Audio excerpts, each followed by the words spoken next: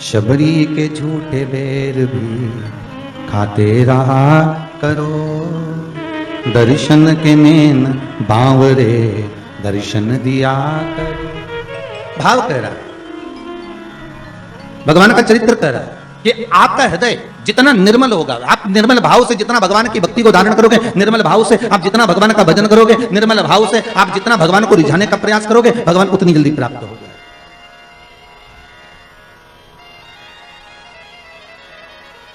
उतनी जल्दी।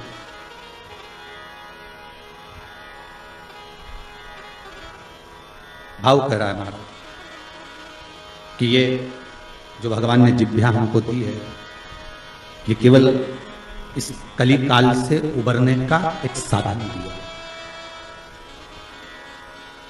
इस कली काल से उबरने का एक साधन,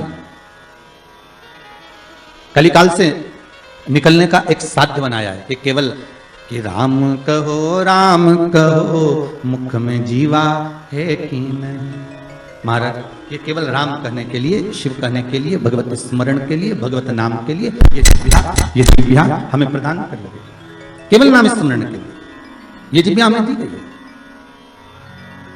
और कलिकाल का साधन, कलिकाल का एक आनंद, कलियुग का एक भाव भगवत स्मरण का एक नाम है। शिव महापुराण की कथा कह रही है कि बैकुंठ जाने का भाव ना हो। भाव ये होना चाहिए कि बैकुंठ अधिपति हमारे पास है। तो 7 दिन की शिव महापुराण में अगर गंगा के घाट पर आप सुन रहे हैं, इस पावन कथा का रसस्वादन बघेल परिवार द्वारा आप कर रहे हैं, तो आपके भीतर ये भाव प्रकट हो कि हमें भगवान मिले। और निवेदन एक जरूर करूंगा कि ये जो कथा हो रही है, इस कथा का आनंद आप जो आस्था टीवी चैनल के माध्यम से ले रहे हैं, आप सबसे निवेदन है इस कथा को आप उस भाव से सुनना कि मेरी गली में, मेरे मोहल्ले में, मेरे क्षेत्र में, मेरे परिवार में, मेरे उस संपूर्ण ब्रह्मांड में इस कथा को जैसे इस पूर्ण तरह से मैं श्रवण कर लूं तो ये कोरोना महामारी समाप्त हो जाए, ऐसी शंकर कृपा कर दे। बाबा से ऐसी विनती कर श्रवण। अभी तक कथा आपने जो सुनी ना वो आपके लिए सुनी है, पर मेरा निवेदन हृदय से है, दिल से है। अभी तक जितनी कथा आपने सुनी ना टीवी चैनल के माध्यम से, या आपने कुबेरेश्वर धाम पर आकर सुनी हो, या रुद्राक्ष महोत्सव में सुनी हो, या यूट्यूब फेसबुक पर सुनी हो, वो आपने अपने लिए सुनी। पर ये कथा जो ये गंगा के घाट से चल रही है, ये जो कथा है, इस कथा को आप इस भाव से सुनना कि अब ये कोरोना महामारी समाप्त हो जाए और विश्व का कल्याण हो जाए, जगत का एक आनंद हो जाए और सबके हृदय से ये कोरोना महामारी का जो भय है वो समाप्त हो जाए। कथा अब उसके लिए सुनिए।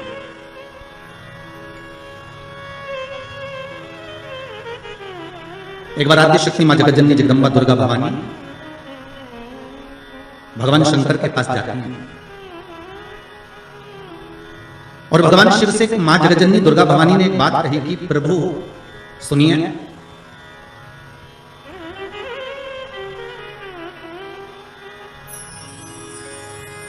कह रही कि मैं जहां जहां पर प्रभु आप वहां पर हो ना। शंकर जी बोले जहां शक्ति है वहां शिव है, मैं वहां पर हूं।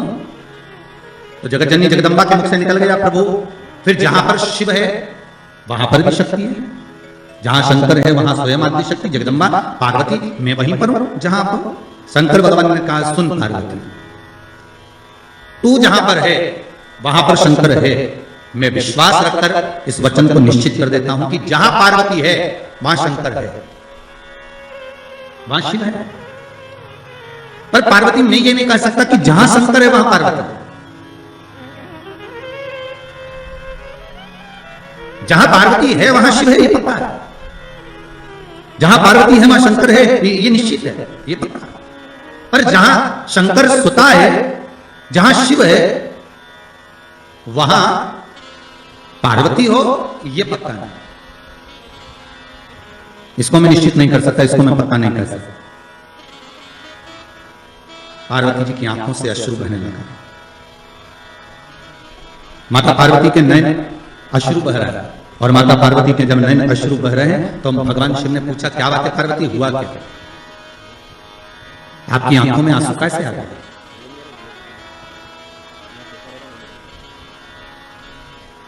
ये अश्रु क्यों आ रहा है? किस लिए?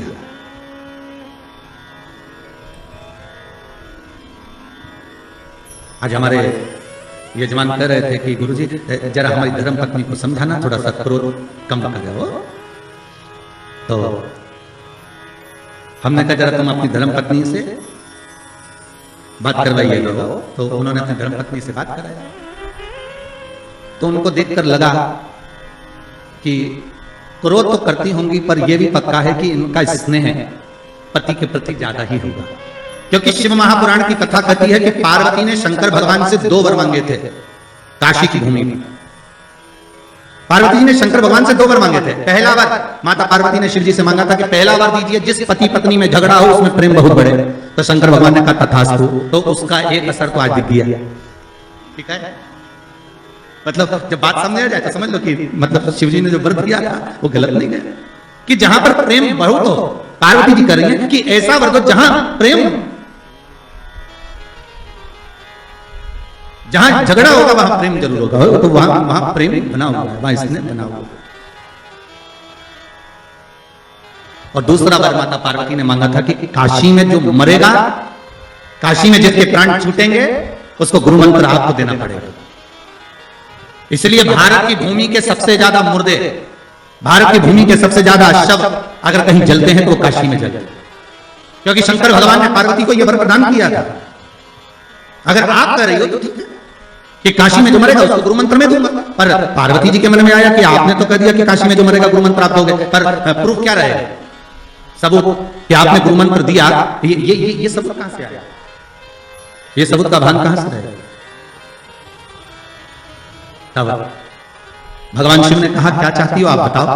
तो पार्वती जी बोली आप हमको वर दीजिए कि काशी में जो मरेगा ना उसके सीधे कान में गुरु मंत्र आपको देना पड़ेगा। शंकर भगवान के हम तो उलझ गए, वर दे।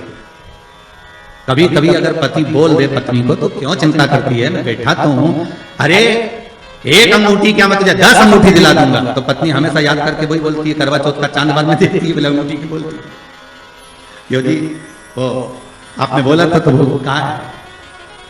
अब पार्वती मैया तो मौन। शिव जी ने पूछा पार्वती तू चुप क्यों गई? पार्वती जी बोली मेरा दूसरा वर कि काशी में जो मरेगा उसको गुरु मंत्र आपको देना पड़ेगा। तो वो गुरु मंत्र कब दोगे? शंकर भगवान ने कहा ऐसा कोई होता है कि संसारिक मनुष्य को, मानव को, ये मनुष्य को और गुरु मंत्र में, इस संसार के मानव को गुरु मंत्र में प्रदान करो, ये हो सकता है क्या? नहीं नहीं नहीं, मंत्र तो आपको देना ही पड़ेगा, मंत्र तो आपको देना ही। ठीक है,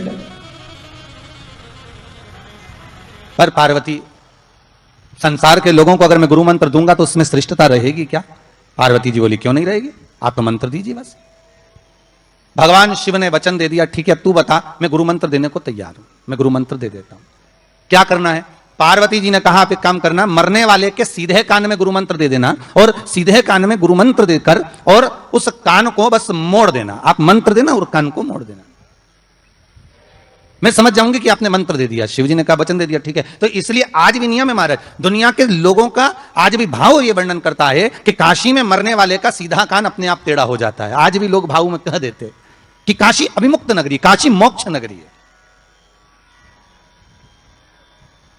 और कितने किस्मत वाले हो भाई आप लोग, हो पंडितारा वालों, आपके यहां से तो काशी लगभग कितना होगा, 130 किलोमीटर के लगभग होना चाहिए, 130 किलोमीटर। कितने भाग्यशाली हो। शास्त्र कहता है काशी काशी काशी काशी 5 बार बोल ले जीव तो ही गंगा मैया का दर्शन हो जाता है, अभिमुक्तता प्राप्त हो जाती है। सहज थोड़ी ना काशी। तो पार्वती जी की आंख में आज अश्रु देखे, जब पार्वती जी की आंख में अश्रु देखे तो शिव जी ने पूछा बात क्या है, तुम बोलो आज पार्वती क्या हो क्या गया। पार्वती जी बोली बस बात इतनी सी है कि आप बोल रहे हो मैंने कहा कि जहां मैं हूं वहां शंकर है, तो बिल्कुल पक्का, पर आप कह रहे हो जहां शंकर है वहां पार्वती नहीं है, जहां शिव है वहां पार्वती नहीं है। आखिर क्यों? इसलिए शंकर भगवान कहते हैं ओगरदानी त्रिकालदर्शी कैलाशी मेरा शंभो, मेरा शंकर, मेरा ओगढ़दानी, मेरा भूतेश्वर, मेरा भूतनाथ, मेरा त्रिकालदर्शी, मेरा महामृत्युंजय कह रहे हैं। अरे पार्वती तू जानती नहीं है, तू मुझे पहचानती नहीं है। कुछ स्थान ऐसे हैं पार्वती जहां पर मुझे तेरे बिना भी रहना पड़ता है।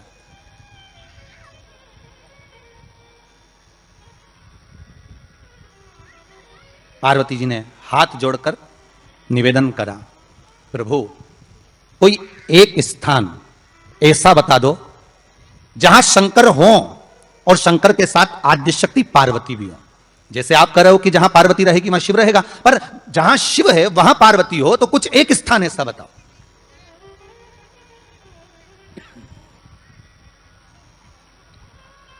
वो स्थान हमको दे दीजिए।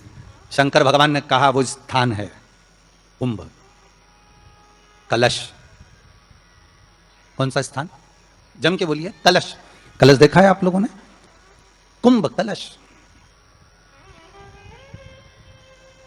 उस कलश में हे पार्वती, जहां शंकर है वहां तू भी विराजमान होगी, और केवल एक रूप में नहीं, सारी विद्याओं के रूप में तू उसमें संजू रहेगी। केवल एक कलश। आज नया संवत्सर है, नूतन वर्ष है। पूरे भारत की भूमि पर और मेरे भारत के जो मानव है जहां जहां निवास कर रहे हैं, विदेश में भी, पूरी भारत की भूमि पर आज के दिन लोग देवी जी की स्थापना करते हैं। तो क्या स्थापना में क्या रखते हैं?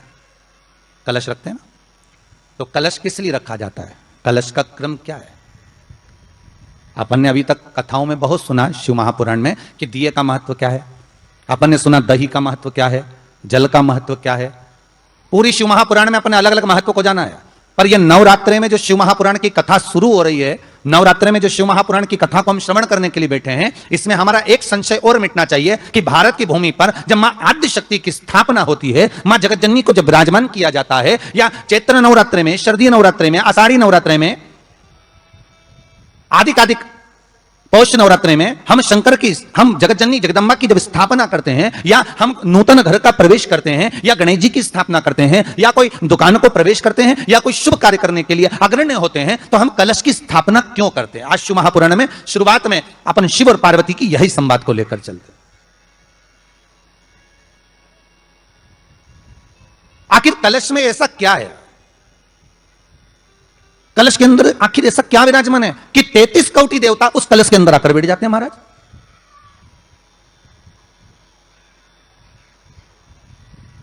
आप कोई यज्ञ करने जा रहे हो, आप कोई पोथी पुराण करने जा रहे हो, आप कोई अच्छा कार्य करने जा रहे हो, तो ब्राह्मण देवता कह देते कलश की स्थापना होगी, कलश की शोभा यात्रा निकलेगी, कलश यात्रा निकलेगी, कलश विराजमान होगा।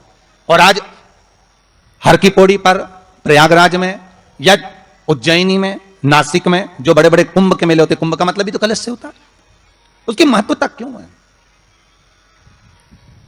उस कुंभ की, उस घड़े की महत्वता कहां से प्रकट हो गई?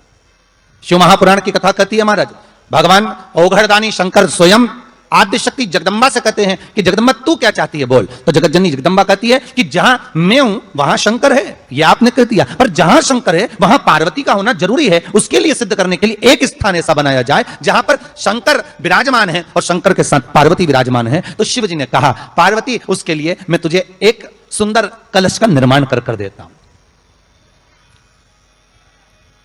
दुनिया का रचनाकार, दुनिया की रचना करने वाले महाराज, संपूर्ण ब्रह्मांड की रचना करने वाले, जिनको भगवान शिव ने स्वयं ब्रह्मदेव से कहा है कि ब्रह्मा जी तुम सृष्टि खंड को आगे बढ़ाइए, सृष्टि की रचना करिए। और आज ही के दिन, यही चैत्रीय प्रतिपदा के दिन, यही इसको कहते हैं नया संवत्सर, नया वर्ष। हिंदू धर्म में क्यों कहा जाता है? आज ही के दिन ब्रह्मा जी ने महाराज सृष्टि की रचना करना प्रारंभ करा था। आज ही के दिन भगवान शिव और ब्रह्मा का संवाद हुआ था। सीधे भगवान शंकर ब्रह्मदेव के पास जाकर बोले थे, हे ब्रह्मदेव आप सृष्टि की रचना करिए। तो ब्रह्मा जी ने पूछा था, सारे नक्षत्र आपने बनाए, सारे दिन आपने बनाए, सारी घड़ियां आपने बनाई, सारा पल आपने बनाया, मनुष्य की श्वास गिनती, काउंटिंग, अर्थात मनुष्य के शरीर की रोमावली, यह सब आपने निश्चित करी है। मनुष्य की कितनी धड़कन चलेगी, कितनी श्वास चलेगी, 21,600 श्वास जो मानव के शरीर से प्रतिदिन निकल रही है, 3.5 करोड़ रोमछिद्र जो मनुष्य के शरीर में बने हुए हैं, ये संपूर्ण बनाने वाले आप हो। एक एक घड़ी, एक एक पल, एक एक नक्षत्र, एक एक समय बनाने वाले आप हो। हर श्वास को बनाने वाले आप हो। तो आपसे मुझे कहना है कि एक निर्माणकर्ता ब्रह्मदेव, आप ब्रह्मा जी करें तो एक काम करो ना कि सृष्टि की रचना भी आप करो। भगवान ब्रह्मा ने शिव जी से कहा कि सृष्टि की रचना आप करिए।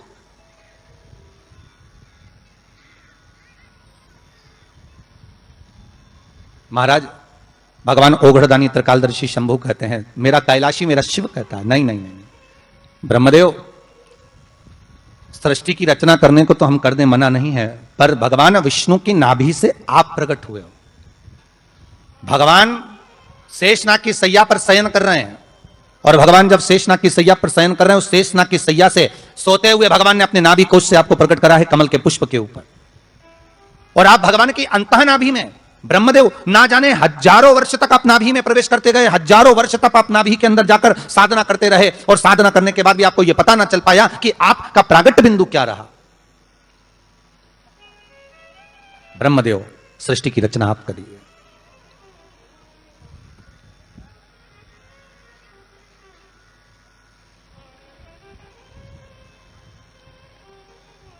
ब्रह्मा जी कह रहे हैं, नाथ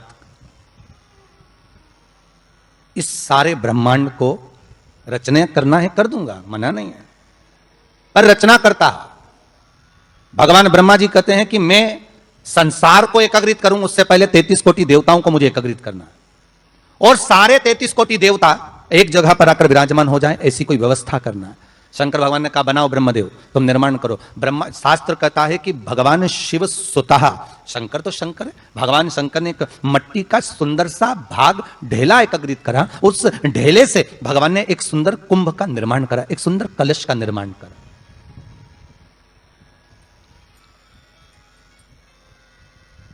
देखिए कितनी सुंदर कथा है। अगर आप लिंग पुराण में इस कथा को निकालोगे तो एक आनंद की अनुभूति और होगी।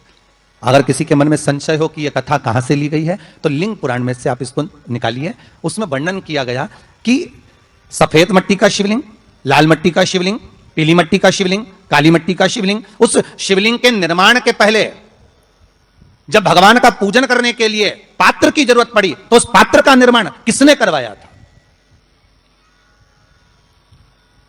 और सबसे पहला पात्र निर्मित, सबसे पहला पात्र का निर्माण, ये तांबा, सोना, चांदी, पीतल, इनके पात्र तो बाद में बने साहब। सबसे पहला पात्र बना काय का था? जम के बोलिए जरा, काय का बना था? सबसे पहला पात्र था ये मिट्टी का। आज भी हिंदू धर्म में भले तुम्हारे घर में सोने के कलश हो, भले चांदी के कलश हो, भले तुम्हारे घर में पीतल और तांबे के पात्र रखे हो, पर आज भी अगर ब्राह्मण कहेंगे कि हमें कोई यज्ञ करना है, अनुष्ठान करना है, हमें ये स्थापना करना है, तो ब्राह्मण एक ही बात कहेंगे कि तांबा, पीतल, चांदी के हमें पात्र नहीं चाहिए। ब्राह्मण कहेगा मैं मिट्टी के कलश लाकर रखो, हमें मिट्टी के कलश चाहिए। और कितना बड़ा प्रमाण है जी, शास्त्र का प्रमाण देखिए कितना बड़ा है। आप किसी दूसरे घर में जा रहे हो, आप अपना घर छोड़कर और दूसरे मकान में जा रहे हो, और आपको लगा कि मैं इस घर में अब 15-20 दिन नहीं आऊंगा, 1 महीना नहीं आऊंगा, तो शिव महापुराण की कथा कितना सुंदर कहती है कि अगर आप जा रहे हो और आपको ऐसा भय लगता है कि इस मकान में कोई दूसरी प्रवेश ना करे, कोई दूसरा जीव ना आ जाए, इस मकान में कोई अंतरात्मा ना आए, इस मकान पर कोई टोना ना करे, इस मकान में कोई टोटका ना करे, इस मकान में कोई जादू ना करे, तो उसके लिए शिव महापुराण की लिंग पुराण वर्णन करती है कि मात्र एक मट्टी का कलश, उस मट्टी के कलश में एक महाराज थोड़ा सा धान भरकर, उसमें एक सिक्का, 1 रुपया उसके अंदर डालकर और एक बेलपत्र उसके अंदर डालकर, उसको उसके एक दिए से या प्लेट से या नरियल से उसको रखकर एक स्थान में ईशान के अंतर्गत उसको रखकर चले जाइए। उस मकान में ना तो कोई भीतर प्रवेश कर सकता है, उस मकान में ना कोई टोना कर सकता है, उस मकान में ना कोई टोटका कर सकता है, उस मकान में ना किसी की नजर लगती है। और वो पात्र कोई दूसरा नहीं होना, वो पात्र होना चाहिए मट्टी का कलश। मट्टी के कलश की बड़ी महत्वता है। अब तो थोड़ा सा महाराज हो गया कि लोग हम मट्टी का कलश अगर तुम दोगे भी तो ब्राह्मण क्या काम में लेगा, तो ब्राह्मण जन कह देते हैं थोड़ा तांबे के 4 कलश लेकर आइए हो, तुम जरा स्टील के 5 कलश लेकर आइए, आप तुम तांबे के या ये बर्तन लेकर आइए। पहले इसका प्रमाण नहीं था, पहले प्रमाण था केवल मट्टी का कलश। स्थापना जो थी वो मट्टी का कलश, विराजमानता थी मट्टी का कलश, जिसका निर्माण स्वयं भगवान शिव शंकर, भगवान शंभु, भगवान त्रिकालदर्शी कैलाशी स्वयं लिंग पुराण के अंतर्गत शास्त्र वर्णन करता है कि जिसमें सुंदर शिवलिंग की स्थापना करी गई। शिवलिंग का निर्माण करने के लिए भगवान ने, और स्कंद पुराण में भी आता है यही बात, शिव महापुराण में भी आती है, और आपको पहले भी कथा में कहा कि ब्राह्मण सफेद मट्टी का शिवलिंग बनाए, पहले भी कथा में कहा, आज फिर कह रहा है। क्षत्रिय लाल मट्टी का शिवलिंग बनाए, वैश्य पीली मट्टी का शिवलिंग बनाए, शूद्र काली मिट्टी का शिवलिंग का निर्माण।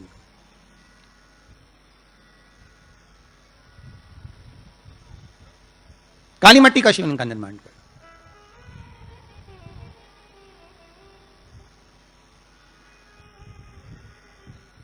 एक बहुत अच्छी बात कहें, अगर आप लोगों को अच्छा लगे तो अपनी जिंदगी में उतारना, ना अच्छा लगे तो उसको छोड़ देना, ठीक है?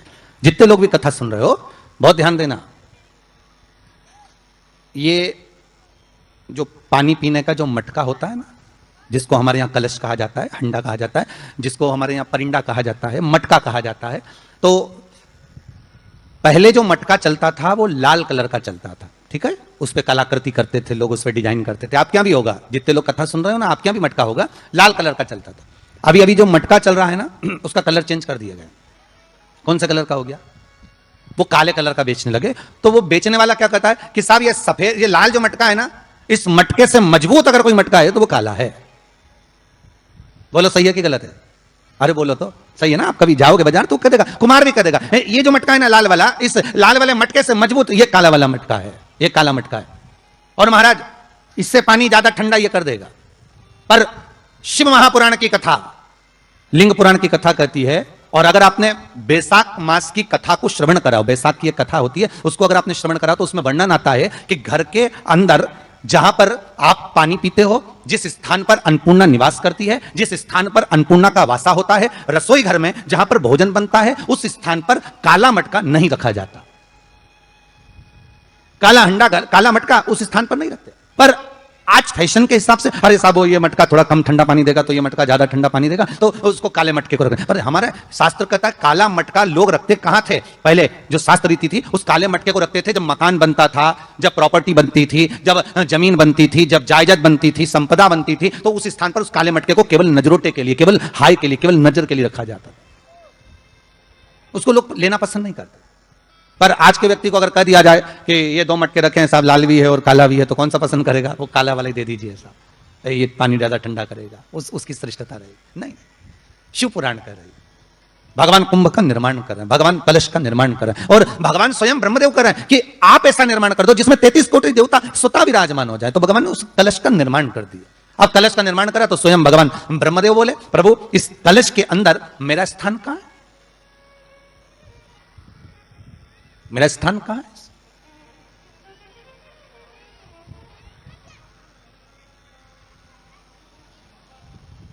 बहुत ध्यान देना महाराज, कलश का जो मुख होता है, उस मुख पर भगवान विष्णु का स्थान होता है।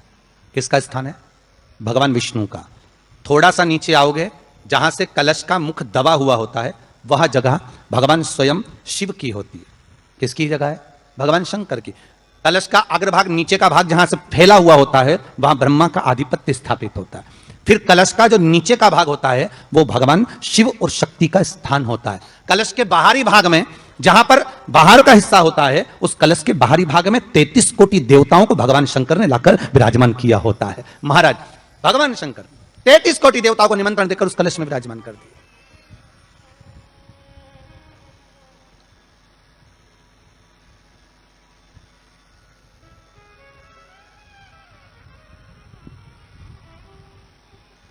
कितना सुंदर लिखा है देवी भागवत के अंदर कि जहां जगह पर किसी देवताओं को बुलाने की जरूरत नहीं होती, 33 कोटि देवता उस जगह पर स्वतः विराजमान हो जाते हैं। स्वयं 33 कोटि देवता स्वयं वहां विराजमान। और कितनी महत्वता कलश की महाराज। आप लोगों से भी निवेदन है, चैत्रीय प्रतिपदा है आज, जिनके घर में ज्यादा रोग हो, बीमारी हो, ज्यादा तकलीफें आ रही हो, कष्ट बढ़ रहा हो, बीमारियां बढ़ रही हो, या भय लग रहा हो, डर लग रहा हो, हृदय चित्त में कहीं ना कहीं आपको भय का भान हो रहा हो, तो एक लोटा पानी, एक कलश में जल भर कर रख लीजिए और रात भर उसको रखे रहने दो। नवरात्र चल रहा है, उस कलश को रात भर रखकर सुबह सुबह उस कलश में एक बेलपत्र डालकर उस जल को नीम के पेड़ के नीचे, जहां चैत्री नवरात्रि में नीम के पेड़ के नीचे सारी विद्याएं, आद्य शक्तियां, सारी देवी उस नीम के पेड़ के नीचे विराजमान रहती हैं। उस कलश में एक बेलपत्र डालकर रात भर रखकर उस जल को पूरे घर में घुमाकर उस नीम के पेड़ के नीचे समर्पित कर दीजिए महाराज। घर में भय लगना बंद हो जाएगा, कोई बड़ी बीमारी आपको घेरेगी नहीं, और उस बीमारी से, उस रोग से आप मुक्त रहेंगे। उस बीमारी से, उस रोग से आप मुक्त पाएंगे, वो बीमारी आपको घेर नहीं पाएगी। कलश का इस भगवान निर्मित कर दिया। ये कलश मेरा प्रतिबिंब है। अब कलश मेरा प्रतिबिंब है ये तो कहा, पर भगवान शिव के पास में आकर स्वयं कामदेव की धर्म पत्नी रति रो पड़ी, आंखों से आंसू बह रहा है। कामदेव की धर्म पत्नी रति रो रही है। शिव जी अपनी साधना में लीन थे। भगवान शंकर नेत्र बंद करके शिव आनंद में विराजमान थे। नेत्र बंद बाबा। थारी धुन लागी भोला, थारी धुन लागी, हर हर भोला शंभू तुम्हारी धुन लागी, हर हर भोला शंभू। भाव से हर हर भोला शंभू तुम्हारी धुन लागी, हर हर भोला शंभू तुम्हारी धुन लागी। पार्वती का प्यारा तुम्हारी धुन लागी, पार्वती का प्यारा तुम्हारी धुन लागी। ओ पार्वती का प्यारा तुम्हारी धुन लागी, पार्वती का प्यारा तुम्हारी धुन लागी। ओ हर हर भोला शंभो तुम्हारी धुन लागी, हर हर भोला शंभो। ओ हर हर भोला शंभो तुम्हारी धुन लागी, हर हर भोला शंभो तुम्हारी धुन लागी। सब गाइए।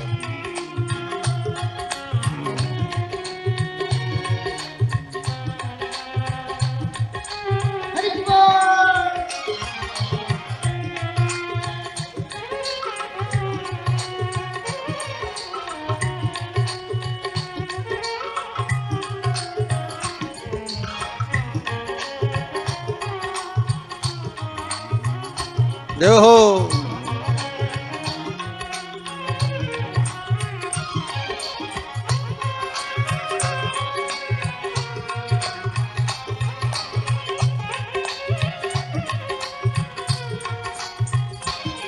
ओ सिर पे गंगाधारी तुम्हारी धुन लागी, सिर पे गंगा। ओ सिर पे गंगाधारी तुम्हारी धुन लागी, सिर पे गंगाधारी तुम्हारी धुन लागी। ओ पार्वती का प्यारा तुम्हारी धुन लागी, पार्वती का प्यारा तुम्हारी धुन लागी। ओ पार्वती का प्यारा तुम्हारी धुन लागी, पार्वती का प्यारा तुम्हारी धुन लागी। हो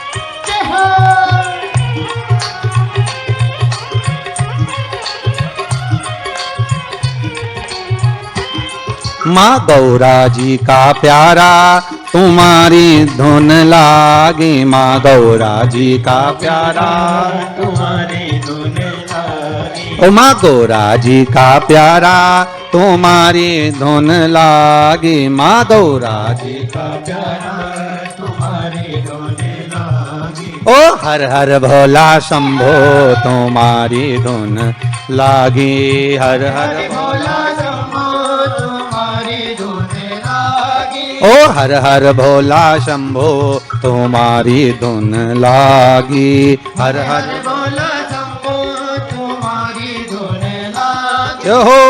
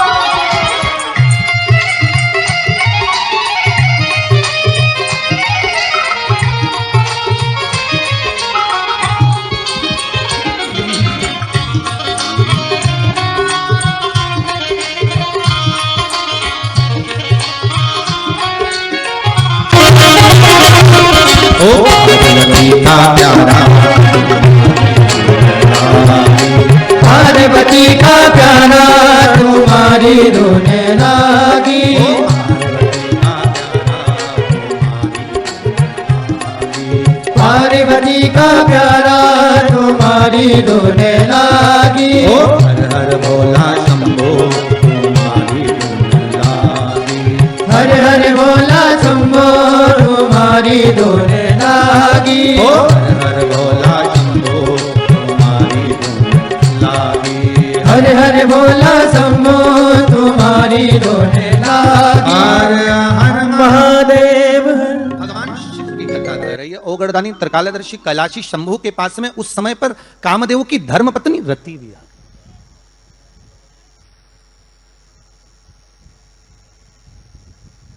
जिसके नयनों में जल भरा हुआ। शिवजी ने पूछा, बोलो रति, आप और यहां जब आपका पति जलकर भस्म हुआ तो हमने वर दिया था आपके पति को कि ये भगवान कृष्ण का पुत्र बनकर मिलेगा आपको। फिर क्यों आप यहां पर आई हो? क्या हो गया ऐसा? क्या चाहती हो आप? फिर आने का कारण क्या है आपका? किस लिए पधारी हो आप? महाराज,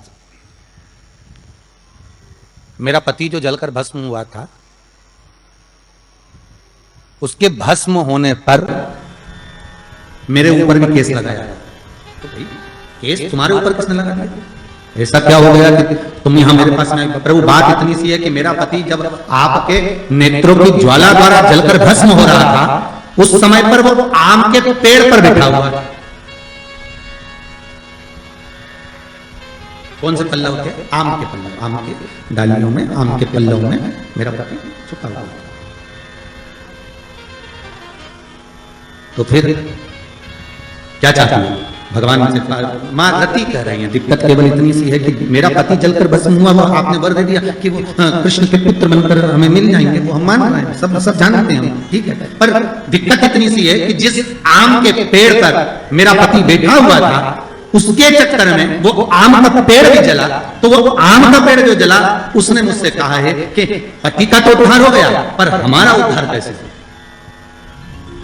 अब देखिए, कई लोग कहते हैं प्रश्न करने वाले पीछे नहीं हटते महाराज, बहुत प्रश्न करते हैं और प्रश्न कर पूछते हैं, गुरुजी ये कलश के ऊपर आम के पत्ते क्यों लगते हैं? उसका उत्तर है, ध्यान दीजिए।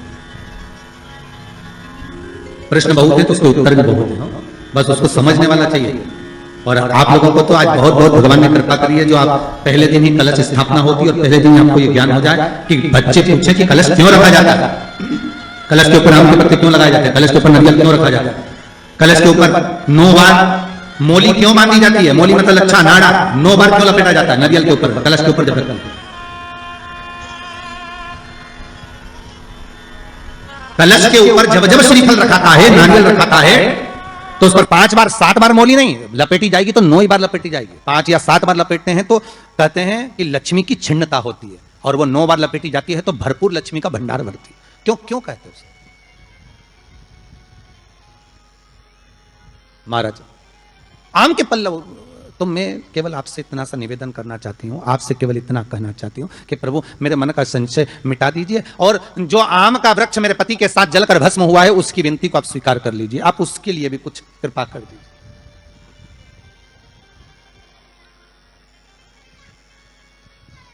इसी को कृपा कहते हैं, इसी को करुणा कहते हैं, इसी को दया कहते हैं। भगवान बोले, अब आप आई हो रति, ठीक है, मांगो क्या चाहिए, बस इतनी कृपा कर दीजिए कि आम के वृक्ष का भी उद्धार कर दो। शिवजी ने कहा, हम वर प्रदान करते हैं रति, जहां शिव और शक्ति है, जहां 33 कोटि देवता इस कलश के अंदर विराजमान होंगे, उस जगह पर स्वयं कंठ पर जहां पर मेरा निवास होगा, उस जगह पर ये आम के पल्लव अमृत के तुल्य माने जाएंगे, और इनका निवास हमारे ही हाथ में, हमारे ही हस्त कमल में विराजमान होगा, हमारे ही हाथ में। कितना सुंदर है महाराज जी। उस आम के पल्लव की महत्वता को जरा जानिएगा, बहुत बहुत ध्यान दीजिएगा। आम के पत्ते देखें आप लोगों ने? अरे बोलो, जम के तो बोलो। देखें, उसका प्रयोग कभी आप लोगों ने करा? आम के पत्ते का कभी प्रयोग कर देखिएगा।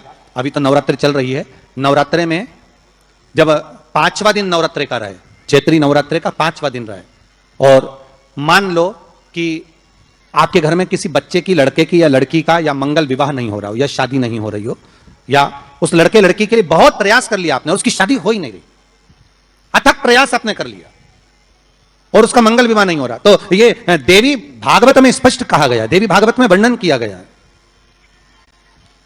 देवी भागवत में वर्णित किया गया।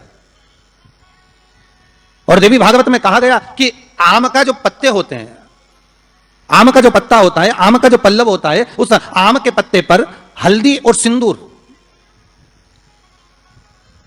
इन दोनों से स्वस्तिक का निर्माण किया जाए। देवी भागवत का संवाद है, बहुत ध्यान देना महाराज। जिन कन्याओं का विवाह ना हो पंचमी के दिन, नवरात्रे की कोई सी भी पंचमी, मतलब जो पंचमी तिथि पड़ेगी, कोई भी नवरात्र हो, चाहे वो 4 नवरात्र में से, चाहे वो पौष का हो, अश्विन का हो, चैत्र का हो, आषाढ़ का हो, किसी भी नवरात्र में आप कर सकते हैं। एक पान के पत्ते पर, एक ही पत्ते पर जो 2 स्वस्तिक बनेंगे, एक हल्दी का बनेगा, एक सिंदूर का बनेगा। बस अंतर इतना है, जो हल्दी का स्वस्तिक है उस पर कंकु के चावल अर्थात रौली के चावल, रौली कुंकू के चावल रखना है, और जो सिंदूर का है उस पर हल्दी के चावल रखना है। इतना रखकर जिस लड़का लड़की का विवाह नहीं होता उसकी हथेली पर रखकर उसका नाम और गोत्र बोलकर महाराज उसको ले जाकर नीम के पेड़ के नीचे उसको रख दिया जाता है। मात्र 3.5 या 4 महीने ऐसे रहते हैं जिसके अंदर उस लड़का लड़की का विवाह पक्का हो जाता है। जिसका विवाह नहीं होता केवल उसी के लिए, जिसका मंगल विवाह ना हो रहा, आम के पल्लव में शिव का वर प्रदान है, आम के पल्लव में शंकर का आशीर्वाद, आम के पल्लव में शिव का आशीर्वाद। भगवान भूत भावन भूतेश्वर मेरे शिव, मेरे करुणा सागर, मेरे शंकर, मेरे त्रिकालदर्शी, मेरे कैलाशी, मेरे भोलेनाथ स्वतः कह रहे हैं, अरे रति तुम रोती क्यों है, तुम्हारे रोने का कारण क्या है? प्रभु मेरे पति के साथ ये आम का पेड़ भी जलकर भस्म हुआ, आम का पेड़। भागवत जी किस किसने सुनी है? हाथ उठाओ जरा, जिन जिन ने भागवत जी सुनी है। आप लोगों ने सुनी है भागवत? रखिए हाथ। अगर आप लोगों ने भागवत सुनी होगी तो उसमें वर्णन आता है, तक्षक नाग डसने के लिए जब जा रहा था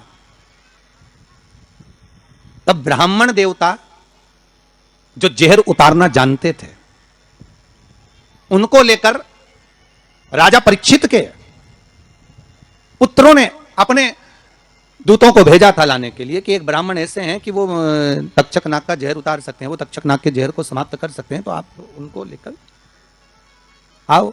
और वो तक्षक नाग का जहर उतारने वाले उस ब्राह्मण को लेकर जा रहे थे। तो सर्प ने विचार करा, तक्षक नाग ने कि बताओ ये तो गजब का काम कर रहा है, अगर ये ब्राह्मण पहुंच गया तो ये ब्राह्मण तो सर्प का जहर उतार देगा। तो सांप तक्षक नाग को ये चिंता लग गई कि मेरे को ही डसना है और मेरे जहर ये उतार देगा, और डसने भी एक ही बार है और मरना चाहिए परीक्षित, परीक्षित को श्राप लगा, अब करूं तो करूं क्या। तो सर्प ने विचार करा कि मैं एक रूप रख कर जाता हूं और इस ब्राह्मण की परीक्षा लेता हूं। सर्प रूप रख कर गया, भागवत आप लोगों ने श्रवण करी होगी।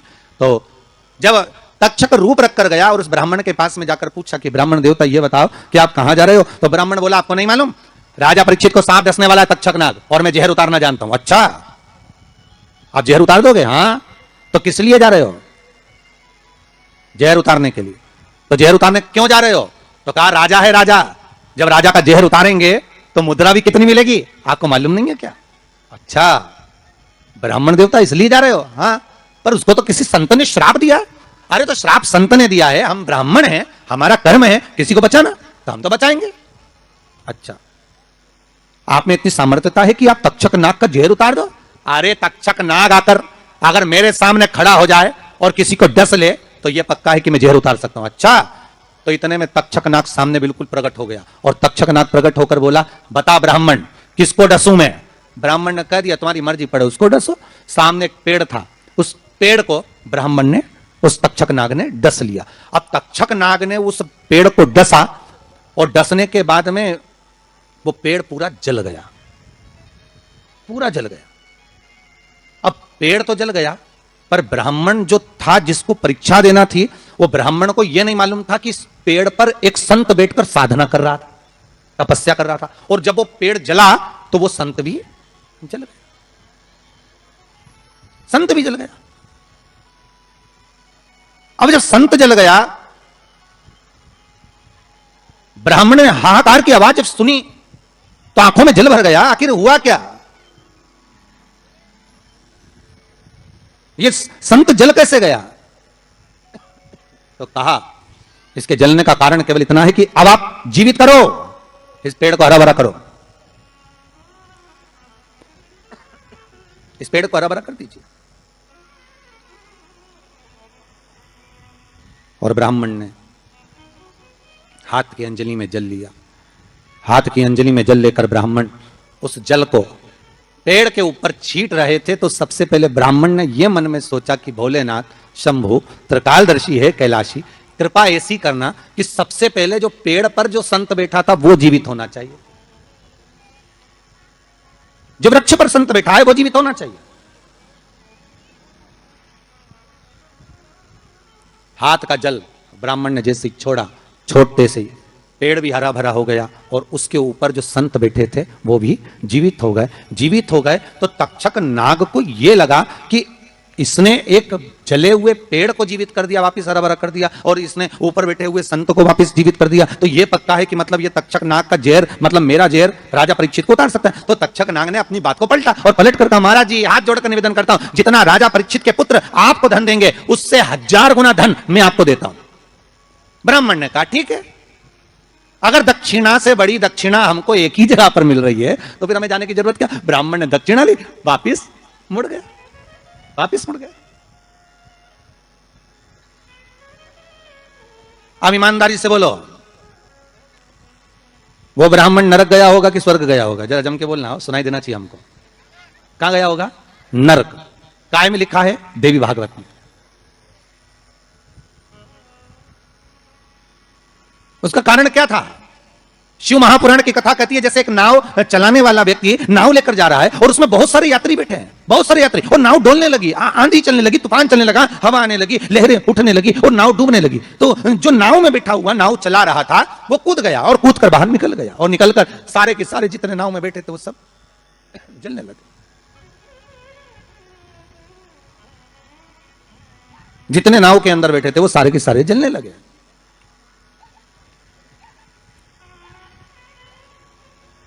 जब वो सारे के सारे पानी में डूबने लगे और पानी में नाव में जाकर सबकी सब जब डूब रहे हैं, सब मर गए। सारे के सारे जो नाव में बैठे थे, जो तैरना जानते थे, वो बाहर निकल गए, बाकी के सब डूब गए। नाव चलाने वाला जब उसके प्राण छूटे तो उसको एक नरक नहीं मिला, कम से कम 94 नरकों में वो नाव चलाने वाला गिरा। शिव महापुराण की कथा कहती। तो उस नाव चलाने वाले ने भगवान से पूछा कि मुझे इतने सारे नरक क्यों दे रहे हो? मैंने तो लोगों को गंगा से पार उतारा, मैंने तो रोज गंगा का जल पिया, मैंने तो रोज गंगा का स्मरण किया, मैं तो रोज भगवान का दर्शन करता था, मैं रोज गंगा से पार उतरता था, दुनिया के लोगों को मैं पार उतारने का काम करता था। तो भगवान ने कहा गलती केवल तुमने एक कर दी, तुमने अपने प्राण बचाए। अगर तुम 2 लोगों के भी प्राण बचाते बचाते मर जाते तो तुमको वैकुंठ मिल जाता, पर खुद के प्राण बचाए और दूसरों को मरने दिया, इसलिए तुमको नरक मिला, इसलिए तुम्हें नरक प्राप्त हुआ। शिव महापुराण की कथा कहती है जिस पर दुनिया को विश्वास होता है, दुनिया को जिस पर विश्वास है, जिससे आज कोरोना महामारी के चलते हुए, इस कोरोना महामारी को देखते हुए, जिस इस वायरस को देखते हुए दुनिया का विश्वास डॉक्टर पर टिका हुआ है। औषधि देने वाले, दवाई देने वाले उन डॉक्टरों पर दुनिया का विश्वास टिका हुआ है। तो डॉक्टर का क्या फर्ज है? जैसे नाव चलाने वाले का फर्ज है कि बचाते बचाते भगवान करे भले तुम्हारे प्राण छूट जाते तो तुम्हें स्वर्ग मिल जाता। युद्ध के मैदान में सैनिक युद्ध करते करते मर जाता तो उसको वीरगति प्राप्त हो जाती, पर खुद के प्राण बचाने के चक्कर में आप दुनिया को धकेल दो, ये श्रेष्ठता नहीं।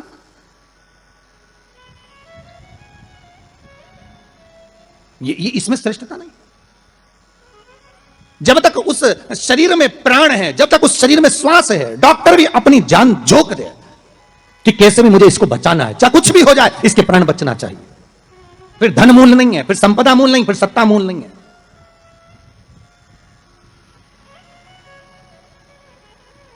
वो नाव चलाने वाले को 94 नरक भोगना पड़े। जिस ब्राह्मण ने दक्षिणा ज्यादा लेकर राजा परीक्षित को नहीं बचाया, चले गए। जब भगवान ने विद्या दी है, भगवान ने ज्ञान दिया है, भगवान ने विवेक दिया है और तुमको उस लायक बनाया है कि आप 4 लोगों को पढ़ा सकते हो, आप 4 लोगों को आगे बढ़ा सकते हो, आप इसका सम्मान कर सकते हो, आप इसको अग्रण्यता प्रदान कर सकते हो, आप इसको विवेकता दे सकते हो, और आप उस विवेकता को ना देते हुए अगर आप अपने उस वैभव को छुपा रहे हो और उससे वंचित कर रहे हो दुनिया को, तो फिर भगवान छोड़ने वाला नहीं है, नरक भोगना।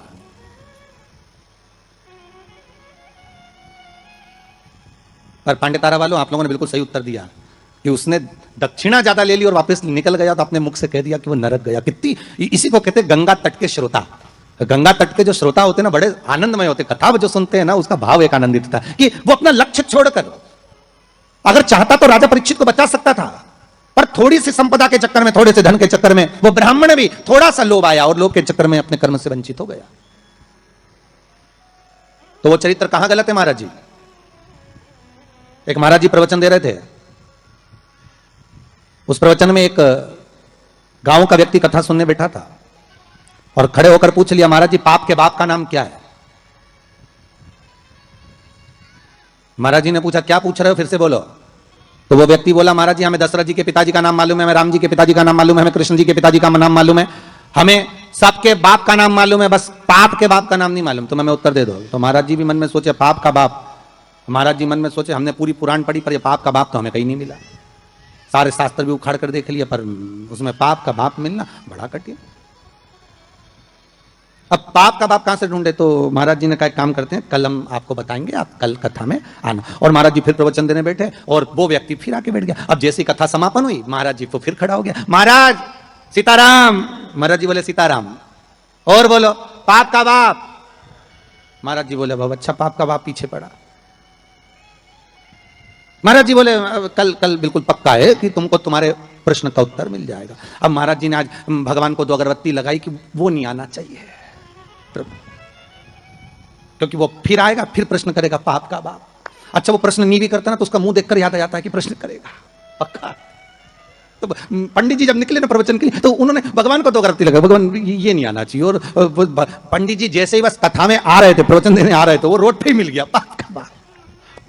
पंडित जी मन में सोचे प्रवचन दूं कि ना दूं, बड़ा टेंशन है। अब प्रवचन दे कि ना दे यही सोचे। अब महाराज जी फिर कथा में बैठे, उसने फिर प्रश्न कर दिया महाराज कि पाप के बाप का नाम बता दीजिए। महाराज जी फिर नहीं बोले। अब नहीं बोले तो शिव महापुराण की कथा कहती है महाराज, वहीं पर एक वैश्या बैठी थी कथा में, रोज कथा सुनने आती थी। उसका मन, उसका चित्त, उसकी वृत्ति कथा में बड़ी रमती। जिसके मन में शिव महापुराण की कथा समा गई ना, तो वो प्रयास करता है कि कुछ भी कर कर जहां कथा हो रही है ना, भले 40 किलोमीटर है, 50 किलोमीटर है, 100 किलोमीटर है, पर एक बार तो मैं चली जाऊं। जिसके मन में शंकर आ गया ना तो वो छोड़ नहीं सकता। वो प्रयास करेगा कि मैं कैसे भी पहुंच जाऊं, बस कथा में एक बार मेरी हाजिरी लग जाए, शंकर सुन ले बस एक बार शिव महापुराण की कथा, उस पंडाल में चली जाऊं जिस पंडाल में मुझे बेलपत्र का आनंद मिल जाए, बस उस पंडाल में मुझे पहुंचना। अब वैश्या का नियम था, वो कथा कभी नहीं छोड़ती थी और वो भी कथा में जाकर बैठ गई और कथा में रोज सुने वो पाप के बाप का चक्कर। और महाराज जी बस प्रवचन करें, अक्षतम केशवम राम नारायणम, जैसे महाराज जी अक्षतम केशवम करें, सब बैठे रहे, वही खड़ा हो जाए। अब महाराज जी भी मन में सोचे अब क्या करें, तो महाराज जी डबल से कह रहे हैं अक्षतम केशवम राम नारायणम कृष्ण दामोदर वासुदेवम हरे। तो वो महाराज जी हाथ हिलाएं कि अभी भी पाप का बाप नहीं मिला, पर वो तो वही खड़ा। आज वेश्या ने कह दिया, गुरुदेव आपसे एक निवेदन है मेरा। बोलिए। मैं वेश्या हूं, छुपाया नहीं। संत, सदगुरु, भगवान, माता पिता, इनसे कभी नहीं छुपाना अपने को। छुपाकर जाएंगे भी कहां? अगर माता पिता से कुछ छुपा लेंगे, संतों से, सदगुरु से अगर छुपा लेंगे तो जाएंगे कहां भगवान से छुपाकर?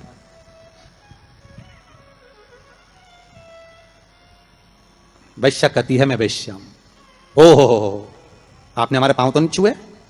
संत बोले। वैश्या ने कहा नहीं, बिल्कुल पीछे जाकर बैठ जाती हूं एकांत में, पर मेरा कुछ मन है आपसे कहने का, आप सुनेंगे हमारी बात? संत बोले क्यों नहीं सुनेंगे, हम तो संत हैं। बोलो क्या बात है? आप जब सुबह सुबह मंदिर जाते हो ना गुरुदेव, तो बीच में मेरा वेश्यालय पड़ता है, 2 मिनट के लिए आप पांव रख देंगे ना मेरे वेश्यालय में, मेरी जिंदगी सार्थक हो जाएगी। संत बोले हम और वेश्या के घर कभी नहीं आ सकते। कैसे मूर्खों की तरह बात करती हो आप? संत को तुम्हारे वेश्यालय में बुला रही हो, अच्छा लगेगा कोई? वेश्या कहती आज तक कोई गुरु मेरे वेश्यालय में नहीं आया, केवल चरण रखना, चले जाना गुरुदेव। गुरुजी बोले राम राम राम सीताराम, हम नहीं आएंगे। गुरुजी चले गए कहते हुए। वेश्या घर के बाहर रंगोली मांगोली डालकर वेश्यालय के बाहर बैठी। संत का आगमन हुआ वहीं से, वेश्या दौड़ कर गई, गुरुदेव ये मेरा वेश्यालय है, पांव रख दीजिए। वेश्या, हम संत हैं, किसी वेश्या के यहां नहीं जा सकते, हम तुम्हारे यहां नहीं आएंगे। संत जाने लगे। वैश्या ने अपना पर्स खोला, 500 का नोट निकाला, महाराज के चरणों में रखा। महाराज जी ने जेब में रखा। जल्दी चलो, हमारे पास समय कम है, जल्दी चलो। महाराज वैश्या के भवन में चले गए। वैश्या ने कहा महाराज जी बैठिए। नहीं नहीं, इतना समय कहां है बैठने का, तुमने कहा था बस पांव रख देना। महाराज जी बैठ जाइए, आपके हाथ जोड़ती हूं, 5 मिनट बैठ जाओ। महाराज जी। वैश्या बोली आज तक किसी संत ने हमारे यहां भोजन नहीं किया महाराज, कोई गुरु ने आज तक हमारे यहां भोजन नहीं करा, आप कृपा कर देंगे तो भोजन तैयार। संत बोले वैश्या मूर्खों की तरह बात मत करो, तुम्हारे वेश्यालय का भोजन हम करेंगे, हम संत हैं, हम साधु हैं। वैश्या ने 2 500 के नोट हेड़े महाराज के चरणों में रखे। महाराज बोले जल्दी भोजन लेकर आ, समय कम है, जल्दी जा। वैश्या गई, भोजन बनाकर रखा था महाराज जी के सामने रख दिया। महाराज जी रोटी का टुकड़ा तोड़कर खाने लगे। वैश्या हाथ जोड़कर बोली नहीं गुरुदेव, आज तक मैंने किसी संत को अपने हाथों से खाना नहीं खिलाया, आज तक मैंने किसी संत को, किसी सदगुरु को अपने हाथों से भोजन नहीं दिया है। मैं अपने हाथों से आपको भोजन कराना चाहती हूं। संत बोले तुम जानती नहीं कि तुम वैश्या हो, हम संत हैं, साधु सन्यासी तपस्वी किसी के हाथ से खाना नहीं खाते। वैश्या ने 4 500 के नोट के सामने रखे। महाराज जी ने मुंह खोल लिया। वैश्या ने रोटी का टुकड़ा तोड़ा, महाराज के मुख में दिया। दूसरा तोड़ा तो रोटी का टुकड़ा खीर में भिगोया, महाराज के मुंह में डालने की जगह थाली में रखकर वैश्या ने 1 थप्पड़ महाराज के गाल पर दिया। 1 थप्पड़ महाराज के गाल पर। संत ने पूछा वैश्या तुमने हमें थप्पड़ मारा? वैश्या कहती नहीं महाराज, ये अभी मारा तो 5 उंगली हमारे गाल पर पड़ी हुई है, ये थप्पड़ नहीं तो और क्या है, ये थप्पड़ नहीं तो क्या है, तुमने हमारे गाल पर थप्पड़ मारा? वैश्या कहती नहीं महाराज थप्पड़ नहीं मारा है। वैश्या कह रही है महाराज रोज गांव का व्यक्ति आपसे प्रश्न करता था कि पाप के बाप का नाम बताओ, मैं उत्तर दे रही हूं कि पाप के बाप का नाम लोभ है, केवल लोभ। लोभ के चक्कर में मैं जैसा जैसा बोलती आपके नोट की मात्रा बढ़ती जाती और आप वैसा वैसा करते चले जाते, ये पाप का बाप है। संत की आंख में जल भर गए। वैश्या ने जो ज्ञान दिया वो ज्ञान साधारण नहीं था, वो साधारण ज्ञान नहीं। संत ने वैश्या के चरण पकड़ लिए। कोई गुरु नहीं मिला था मुझे, आज मिल गया, आज मिल गया।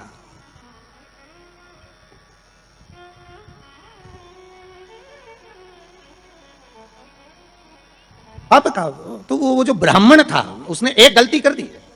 परीक्षित को अगर बचाता भले 5 मुद्रा मिलती, पर मिलती ना, मिलती मुद्रा।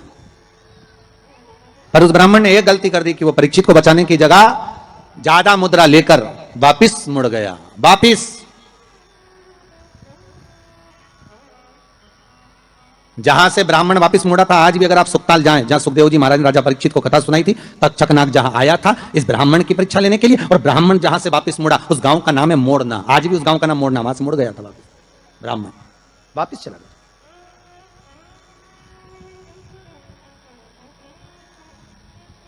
जरा सा लोभ बस बाम भरमा दिया। शिव महापुराण की कथा कहती है आम के पल्लव में जो छुपा था कामदेव, जब भस्म हुए वो आम के पल्लव ने मां रति से प्रार्थना करी और रति ने उस आम के पल्लव का उद्धार कर दिया। संसार सागर में अगर हमारा जन्म हुआ है, मनुष्य की अगर देह मिली है, मानव का जी शरीर मिला है, मानव की अगर योनि मिली है, 84 लाख योनियों में सर्वश्रेष्ठ है मानव का शरीर, जिसको पाने के लिए देवता भी तरसते हैं। हाथ जोड़कर देवता भी भगवान से कहते हैं हमें मनुष्य बनना, हमें मानव बनना। देवताओं को भी ये योनि नहीं प्राप्त होती, क्यों? क्योंकि बैकुंठ का भोग केवल भोग है, केवल भोग। अगर मरने के बाद बैकुंठ चले भी जाओगे तो वहां चांदी की थाली में, सोने की थाली में भोजन मिलेगा, डनलप का गद्दा मिलेगा, एसी का रूम मिलेगा, बढ़िया खाने के लिए सब कुछ मिलेगा, आराम से फ्रिज कूलर वाशिंग मशीन सब मिलेगा, एसी में आप आराम से सो, डनलप के गद्दे पर सो। पर बैकुंठ में केवल भोग भोगने की वस्तुएं मिलेंगी। पर बैकुंठ में भगवान का भजन मिलेगा क्या? जम के बोलिए, नहीं मिलेगा। बैकुंठ में गंगा का स्नान मिलेगा क्या? नहीं मिलेगा। बैकुंठ में शिव महापुराण की कथा मिलेगी क्या? नहीं मिलेगी। बैकुंठ में दान करने का मौका मिलेगा क्या? नहीं मिलेगा। बैकुंठ में भजन करने का मौका मिलेगा? नहीं मिलेगा। बैकुंठ में ना तो भजन मिलेगा, ना कीर्तन मिलेगा, ना नाम जाप मिलेगा, ना गंगा का स्नान मिलेगा। बैकुंठ में ना तीर्थ मिलेगा। बैकुंठ में अगर मिलेगा तो एक एसी का रूम मिलेगा, डनलप का गद्दा मिलेगा, सोने की थाली में भोजन मिलेगा, 2-4 दासियां तुम्हारा पंखा झेलेगी, पांव दबाने वाले मिलेंगे, इससे ज्यादा कुछ नहीं मिलेगा। बैकुंठ में लोग कहते हैं भगवान विष्णु मिलेंगे क्या? तो भगवान विष्णु से किसी ने पूछा तुम बैकुंठ में रहते हो? भगवान विष्णु कहने लगे मुझे तो फुर्सत ही नहीं, जहां कथा होती मैं तो वहां चले जाता। जब बैकुंठ अधिपति कथा सुनने के लिए पितरों के धाम में जाते हैं, कथा सुनने के लिए पांडतारा आ जाते हैं, कथा सुनने के लिए गंगा के घाट चले जाते हैं, तो भगवान कह रहे हैं बैकुंठ में फिर मनुष्य क्यों चाहता है बैकुंठ जाने के लिए? लक्ष्मी जी से पूछा तुम रहती हो क्या बैकुंठ में? लक्ष्मी जी बोली मैं जहां नारायण मां में, मैं क्या करूं बैकुंठ में? तो फिर बैकुंठ में क्या है? तो लक्ष्मी जी बोली 3 स्टार होटल, 5 स्टार होटल, आराम से रहो, खाओ पियो, मौज करो, और जब तुम्हारा पुण्य खत्म हो जाए, जैसे ही पुण्य खत्म वैसे धक्का मार के फेंक दिया। जैसे जब तक जेब में पैसा है तो होटल के अच्छे से अच्छे रूम में खूब कुंभ के मेले में होटल बुक करो, खूब इलाहाबाद में प्रयागराज में खूब प्रेम से रहो, और जब जेब में पैसा खत्म तो होटल वाला भी कहेगा निकलो बाहर निकलो। तो होटल वाले तो कहेंगे हमने 1 महीने का पैसा दिया था, 2 दिन तो ज्यादा रहने दे, 2 दिन क्या 24 घंटा ज्यादा नहीं रहने देगा। पैसा खत्म तो निकल कर बाहर जाओ, पैसा हो जमा करो फिर रूम में रहो। उसी तरह बैकुंठ में जितना पुण्य है उसके बल पे रह लो, जैसे ही पुण्य समाप्त चलो पांडे तारा वापिस पहुंच जाओ प्रतापगढ़। फिर कहोगे तुम जानते नहीं हो, हमने सियोर वाला महाराज के मुंह से शिव महापुराण की कथा सुनी तो बहुत बड़ा पुण्य कमाया। तो भगवान विष्णु बोले पुण्य तो कमाया पर खत्म भी तो हो गया, वापिस जा नीचे बैटरी चार्ज करके आ, वापिस जा फिर कथा सुन। बड़ी मुश्किल से मिलता है ये मनुष्य का, मिलेगा बैकुंठ चाहोगे तो मिल जाएगा, पर भोग करने के लिए मिलेगा। उसमें केवल आप भगवत भजन नहीं कर सकते, आप उसमें दान नहीं कर सकते। बैकुंठ में कोई तुम्हारे सामने हाथ फैलाकर भिक्षा मांगने नहीं आएगा। कोई बैकुंठ में तुमसे ये नहीं कहेगा कि तुम गौ माता के लिए दान दो, या तुमसे ये नहीं कहेगा कि वृद्धाश्रम के लिए दान दो, या तुमसे कोई ये नहीं कहेगा कि मंदिर निर्माण के लिए दान दो। बैकुंठ में तो तुम केवल भोग भोगोगे, और उस केवल पर भोगोगे जो तुमने दान करा, जो पुण्य करा, जो सत्कर्म करा। केवल एक मनुष्य की देह मिली है जिसमें हम दान भी करते हैं, हम भजन भी करते हैं, हम पुण्य भी करते हैं, हम सत्कर्म भी करते हैं, हम नाम जाप भी करते हैं। यह केवल एक मनुष्य की देह है, केवल एक मानव का शरीर।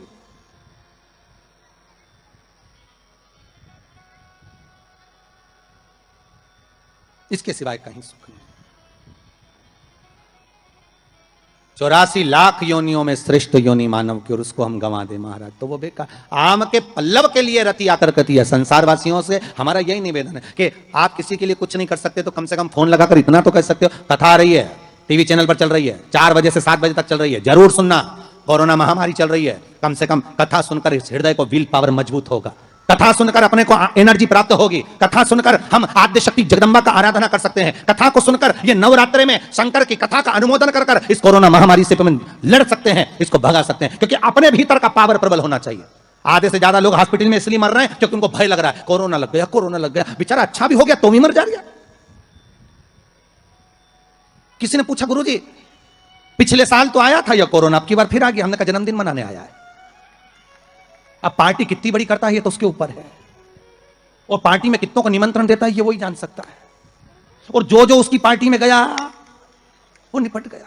इसलिए निवेदन है अभी जन्मदिन पार्टी में बिल्कुल मत जाना कोरोना की, अर्थात सोशल डिस्टेंसिंग बनाकर रखो। और आपसे भी निवेदन है जितने लोग कथा में सुनने आ रहे हो ना, कम से कम दूरी बनाकर रखना, या फिर एक लकड़ी लेके चलो इतनी बड़ी सटैया, नपती करो यहां से यहां से यहां से यहां से, जो पास में बैठा मिले तो बिल्कुल। अरे कितना बड़ा जगह दिया है? कितनी बड़ी जगह है, आराम से तुम लोग तो बढ़िया चकाचक, तुम्हारी मर्जी पड़े तो एक पलंग भी लिया, तुम तो नहीं सोई कथा सुन रहे, इतनी बड़ी जगह, उसमें भी इतनी बड़ी जगह होने के बाद